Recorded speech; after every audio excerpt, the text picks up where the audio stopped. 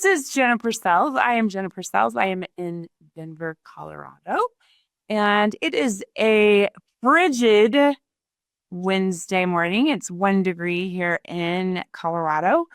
So, what I like to call these days, and I'm sure that everybody has these kind of days, no matter what environment you live in, but I like to call these days work days, right? So, these are the days we're not out showing property. We are not doing much, except for I do have one appointment today. I'm going to go help move furniture around at a up and coming listing. And so when it's really cold outside or rainy, depending on what part of the country you live in, I say this is systems evaluation day. So we're going to get in and we're going to evaluate where our businesses are going right, where our businesses are going on wrong, and we're going to figure out why my Zoom has a little hand. Okay, got it. Forget it. Had a little hand up thing. But anyways, these are the days that we get into our systems and we figure out what we're doing right, what we're doing wrong. We evaluate it and we work on it. So when it's 1 degree outside, this is what you do, right? We are joined today. I see we have Allison. Where are you from, Allison? Ventura County. Thousand Oaks. Hi. Thousand Oaks is right next to, it's right above Malibu. Oh, wow. So tell me what's going on in the Malibu market. How's your business? What's happening?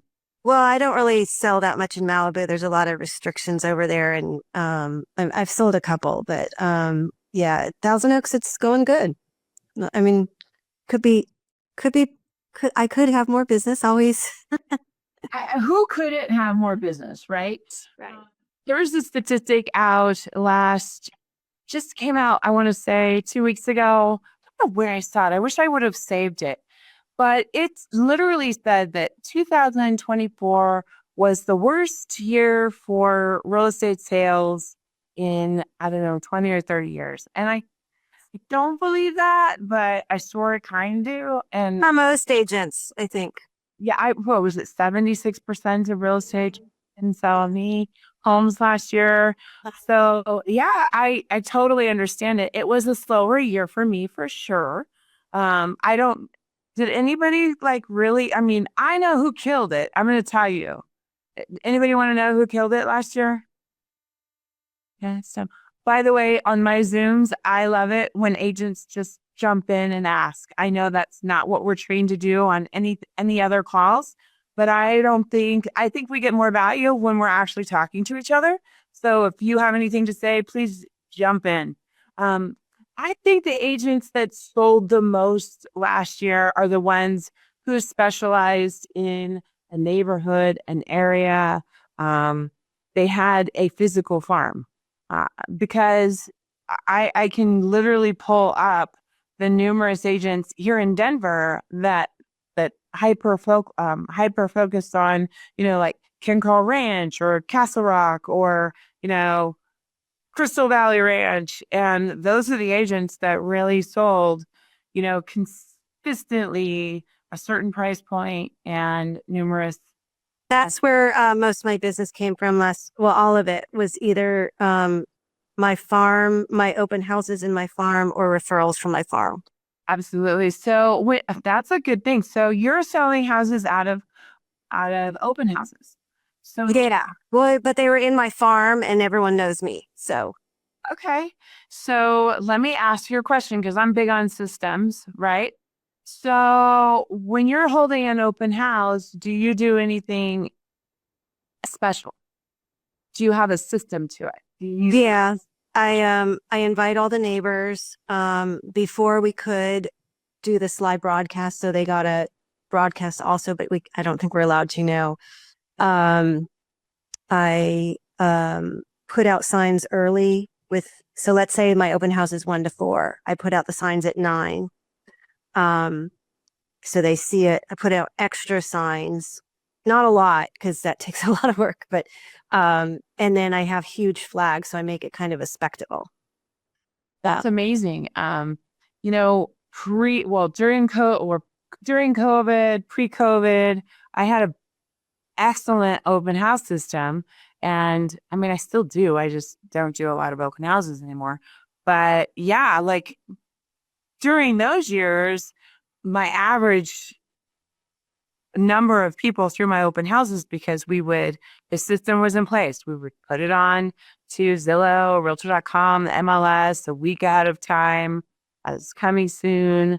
Then we would run an ad in the neighborhood, would drop a pin over the neighborhood, and then we would put a targeted list into the back of Facebook with all of the neighbors' phone numbers and, you know, emails in there, and then we would just start Wow, that's crazy. oh yeah, yeah.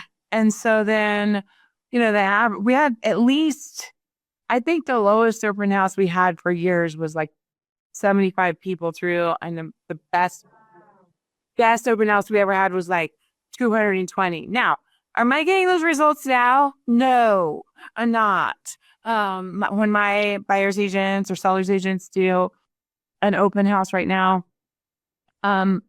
which is evidence to not doing your systems correctly, right? I think we're getting maybe 20 people through or 15 people through. That's a great number, though. Oh, you know what was the kicker? Was the people that signed in, I wrote a handwritten note card too. And they absolutely loved it. And one became my buyer. At least one. At least one. That's not even including future business. So you would actually get their address. Well, email, phone number, and address if they, yeah. Sometimes I do a raffle and they have to fill everything out in order to get into the raffle. But that was before that, and she just put in her address because we clicked. Years ago, when we were all making, tons and tons and tons of money, I used to give away a Yeti cooler, blue, for the raffle. And I would have them guess. I would put it in, and I would say, guess what this house is going to sell for, and how many days it will take to actually close from the time. If it was listed on March 1st, what day do you think it's going to close? And so if we had two people that said the same price, the person that won would be the person that had that right amount of days. You know what I mean? And that was always cool, because then I could take everybody who put in there, like you're saying, and then we would just send out when it closed, hey, remember this open house? It sold for this, and this person won the cooler. Here, our next open house is, or follow here on this website, right? And this is our next open house to try for another, cooler or whatever. So, I mean, when you're running your systems right and you're doing your open houses right,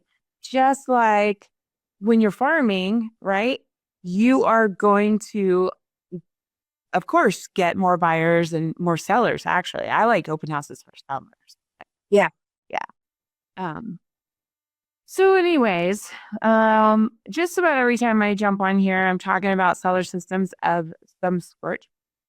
And yesterday there was a post from a really great agent here in Denver. His name is Steve.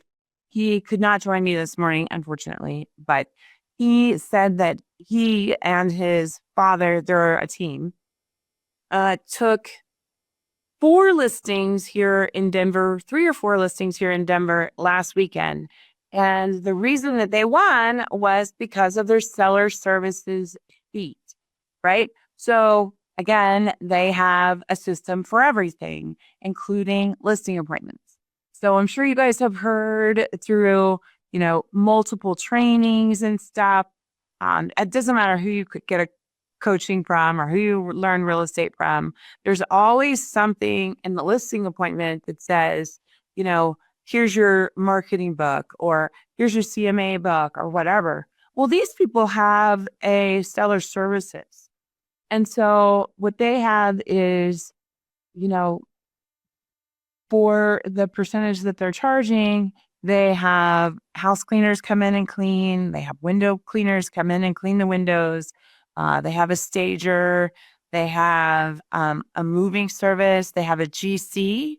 So I wish he would have come on here today because really, and I'm trying to get him to come on one day because they have a really unique thing. I'm sure you've heard of companies like Curbio and, blah, blah, blah. Those big companies that charge you double for everything. They have a local crew here and they don't upcharge.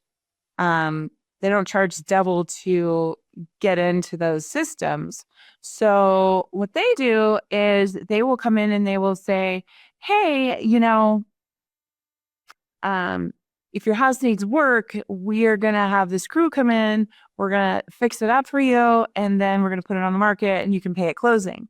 I do that a lot with my roofers, right? So my point of that is when you're doing your listing appointments, this particular set of agents had their 96-point seller services that they provide. And I feel like they got a lot of those listings this weekend because they are offering this and they weren't talked down on the compensation part of their agreement because they had so many services available to their sellers. Has anybody on the call today ever done anything like that? Do you provide staging? Do you provide window cleaning or house cleaning? It's silent. No, I'm staging certified, so I give them a staging consultation and I declutter and I'm stuff like that for them. But I don't, and like little tchotchkes, I don't have a staging company, so if it's vacant, I can't put furniture in it. But yeah. Hey, Jen, I work in a partnership with my wife. Her name is Susan. We call her a home prep specialist and, think stager in that regard. But, it's, depending on the property of what it's needed, we've got a few things we can bring in. If the property's vacant, she can do a soft stage, but it's just more of a consultation with the clients. Like she'll go room by room. Hey, in this room, let's take that picture down. Let's empty out this closet, stuff like that. So and if it comes to cleaning, I'm not above coming out of pocket to get a property professionally cleaned and being reimbursed at the closing for that. We've done that if it's a cash is at a premium for that particular client, then we'll cover it. I mean, there's nothing like property being professionally cleaned prior to showing it or the open house. And it makes the difference between the property selling and the property not selling. So I just find the more you can provide at the different, levels of service, the more likely you are to get that listing, right? So yeah, I'm going to try to get him on the show the next time because I really felt like what they did this weekend was pretty spectacular in a time when a lot of people are struggling getting listings. I'm finding that the people that are providing more and more service and are providing more and more marketing are the ones that are landing the listings, which is what our objective is. So, yes. Okay. So, seller services, marketing plan, those things where we're going to listing agreements, systems are everything. From the way we market ourselves, from the way that we get properties prepared, the better we do things, the more time we have before a listing comes on the market, the faster it's going to sell once it does hit the market, and the more likely you can convert to having a buyer or a seller come out of it. There was a coach long, long time ago that said, and everybody's heard it, I'm sure, that with every listing that you have, or you should be able to turn that into 3 other sales. Anybody ever done that? Anybody ever turned one listing into 3 other sales? I have.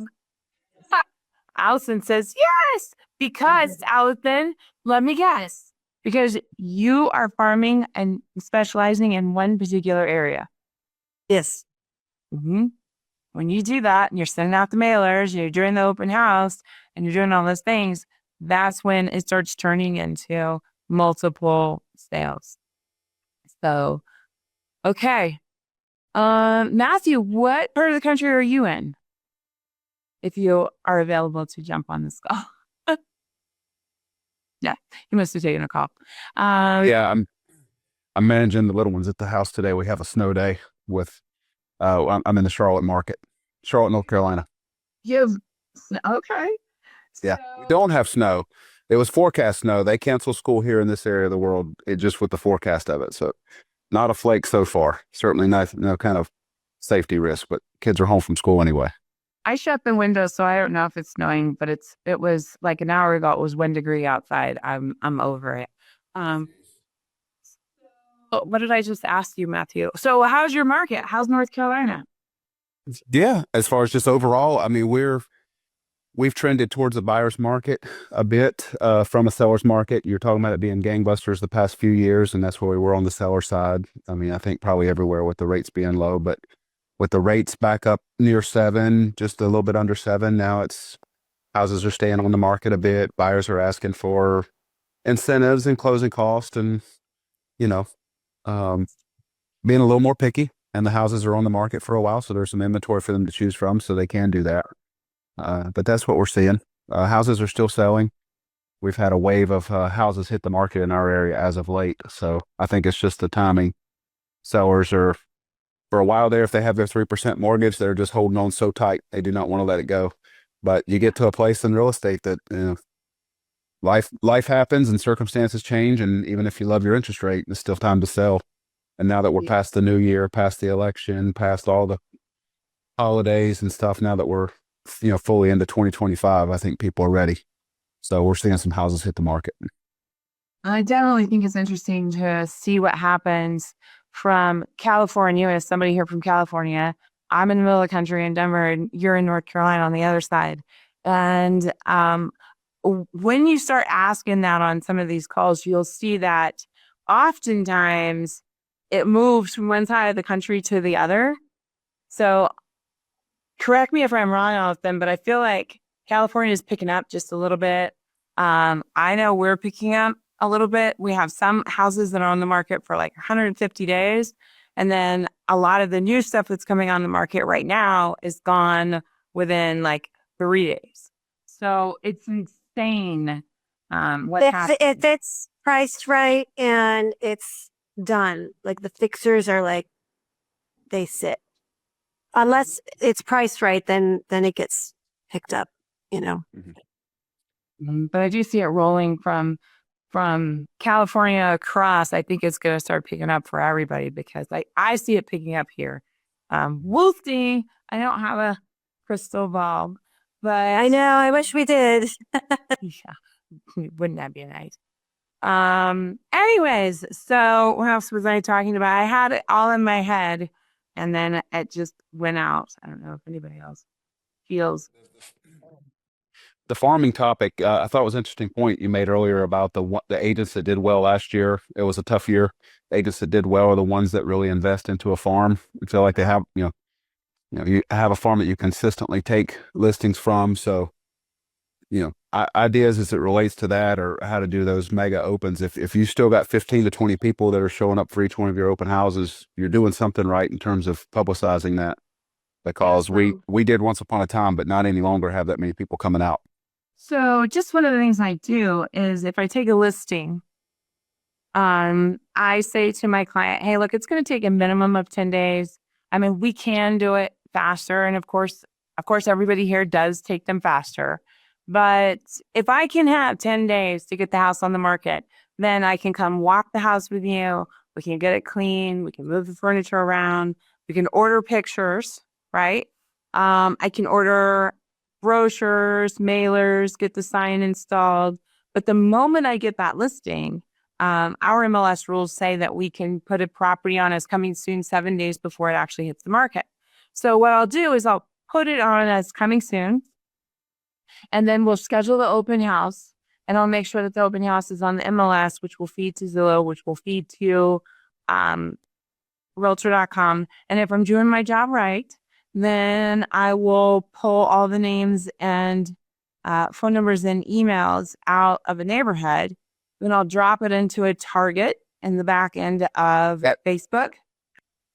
that piece is probably worth a training all by itself, because that's, I mean, I don't know if that's just a subscription that you have that you're able to do that, but that's slick, really You slick. can, okay, so you can subscribe to Cole Realty information, and you can for your state, and it's like, I don't know.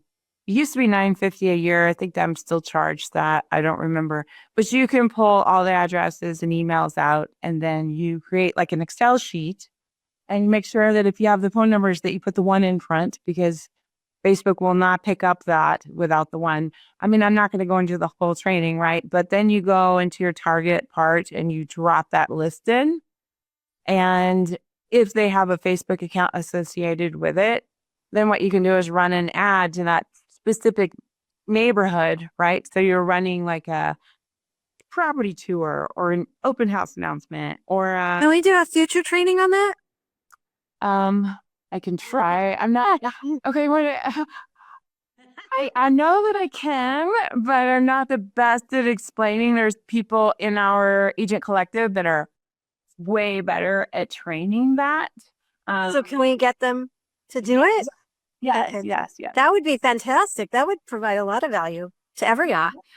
So what you do is you take it, you drop it in your target, and then you can basically, run something every 3 days or 7 days or 10 days.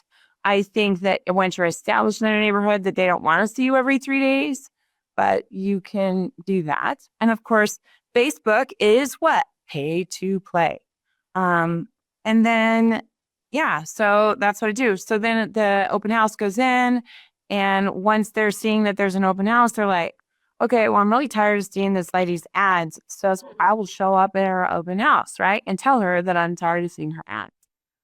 Well, I don't know how they got there. Oh, I'm sorry. Maybe it's because you live in the neighborhood, because it doesn't say anywhere in that, messenger ad or back end that you're actually, sending it to them on purpose. So it's kind of a ways around this new like cold calling stuff that we can't do. And then, I used to hire some guys because I don't like walking doors. I used to hire like the swim team or, the delivery service to drop off the little postcard or door hanger that said we have an open house.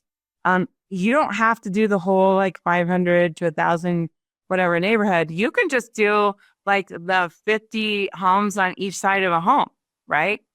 And that is pretty effective generally. Because if mom lives in the neighborhood and wants their son to move in, they're going to come look, right? And 9 times out of 10, those neighbors, like, the one thing you always hear when you're a listing appointment is what? Oh, open houses are just so agents can get more people. Well, yeah, but, what if mom lives down the street and wants son to move in? Or what if son lives down the street and wants mom to move in, right? And that is correct, because we are standing there literally trying to get more listings. When those neighbors come through, we really want to start creating a relationship with them so that we can get more business in the neighborhood. You send out the postcard, active, under contract, sold. As soon as you get it active, send out the 500 postcards in the neighborhood, then the under contract, and then the sold. And that's the way you start dominating those neighborhoods. And then you become part of the, 3% that are selling the most homes in any market. So I hope you got a few tidbits today from me. Does anybody have any questions or comments or anything you want to talk about before I jump off this call? When you said you didn't have to do 500, you could do 50. Are you talking about a mailer of some kind or a door knock, or what were you talking about there? Okay, so like when I would set up my open houses, we would print we had a template that we would just print like a door hanger that said open house, blah, blah, blah. And then we would print them out and then run them. We go down the streets, across the streets until we ran out. So we would do like 100, right? And then we would just put them in. If it was a really big open house or there was something special, we might do more and hire a delivery service to come hang them on the doors. Of course, you have to make sure your neighborhood allows you to do those things, right? But yeah, that's what we do. And then You know what I do? Yeah. I if it's a neighborhood I don't know and they allow it, obviously, I do 300 or 400, but I put them in a plastic bag with a rock in the bag. And I get someone to drive and I throw them out the window and put them either in the driveway where they can see it or next to their mailbox. And, I get the one or two, don't litter, but I get that anyway. So, whatever, it works. And, people come in with the flyer. Yeah, that's amazing. I mean, any kind of action is a good action. We could put it on the doors, we could throw it in the driveway, as long as we're doing it, right? So I agree with you. I think that's a great practice. Keep going if it works, And then with the 500, Matthew, I was talking about mailers. So depending on your budget, right? When we're in slower years, maybe you do 250. You put a pin on your house. You call up the person that prints your postcards and you say, I want to send 250 mailers around this particular house, or 500, right? If it's your farm, do the 500. If it's, another one that's maybe not your farm, then maybe just hyper focus it to like 250 nearest. But then if you're going to do one mailer, you have to do all three, right? So you create the one that's active, new for sale. And then at the same time, you create another one that looks exactly the same that says under contract with like across the thing. And then you do the last one that says sold. And the only difference with that one is maybe like some like a statement like scan here to get your value, or scan here to schedule time to talk about selling your home, right? And if you send one mailer, you got to send all three. Do you know what I mean? Oh, my Siri's answering me now. That's freaky. Okay. Who do you like for postcard printing? I like to use Mailbox Power, and they can do that. Or here in Denver, sometimes if I want to do a luxury card, then I use a company called Unique with them. But pull your mailing list, everything, and then you tell them specifically, this mailing list, I want you to save it, right? Because if it's your farm, because they like to charge you for your mailing list every time. So, but if you say that, you say the next 3 cards are going to be this, and sometimes you can get a discount if they print all 3 at the same time, and at least you have to trust them to only send one, So that's what I do. But there's a million different options. There's so many postcard services for agents. It's ridiculous. So, and templates. I make my templates all look the same, with my same picture, with my same format, so that if they get it this month and they see it next month, it starts to like go into their brain that it's the same person. So I don't know. All right. Anything else? Yeah. Great discussion today. Thank you. Oh, thank you. I hope you guys have a fabulous day. I think I might see you in 2 weeks, and hopefully I can bring on, another agent that is rocking it here in Denver, and we can have a little conversation, or somewhere else in the country. We can have a conversation about what's working for them. So I hope you guys have a great day, and I will catch you. If you'd like more information or to get connected to the Agent Power Huddle, join our free Facebook group. This call was designed for the agents in our EXP organization, but open to any agent from any brokerage. If you're a guest and you're interested in learning more about EXP or our specific resources within the Agent Collective, reach out to the person who invited you to this call to get more info. Produced by the Agent Collective Media Network.